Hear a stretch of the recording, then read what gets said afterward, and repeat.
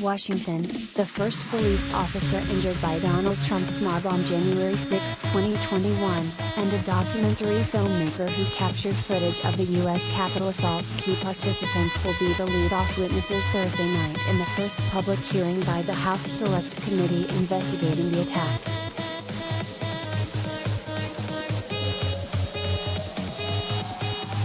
Caroline Edwards of the U.S. Capitol Police Force suffered a traumatic brain injury, according to the House January 6 committee, but continued patrolling the Capitol's West Plaza.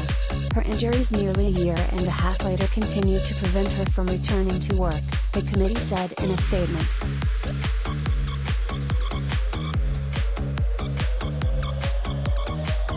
Also testifying is Nick Quested, a British filmmaker who was documenting the movements of the right-wing Proud Boys group, several of whom were charged with seditious conspiracy Monday for ginning up the attack for the purpose of preventing the peaceful transfer of power from Trump to 2020 presidential election winner Joe Biden.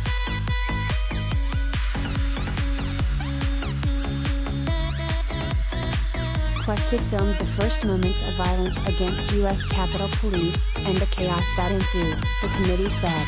He had been following Proud Boys leaders in the days leading up to January 6 and caught on film a parking garage meeting the previous evening between that group's Enrique Tarrio and the head of another pro-Trump extremist group, the Oath Keepers.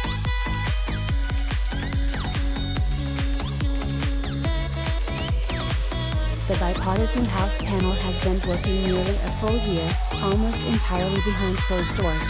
It has taken statements and depositions from more than 1,000 people and gathered more than 100,000 pages of documents.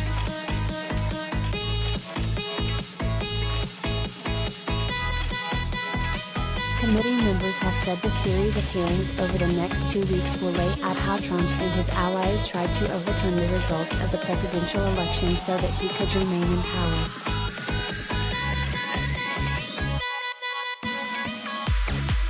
Committee Vice Chair Liz Cheney, a Wyoming Republican, told CBS News on Sunday that the extent of the conspiracy was frightening. It is extremely broad. It's extremely well organized. It's really chilling, she said.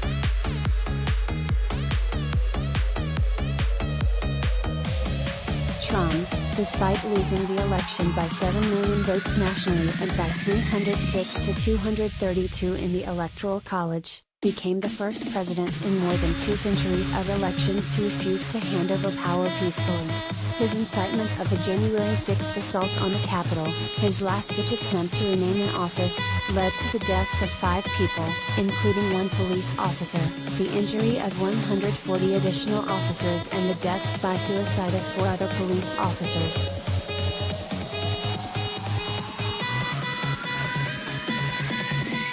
Nevertheless, Trump remains the dominant figure in the Republican Party and is openly speaking about running for the presidency again in 2024.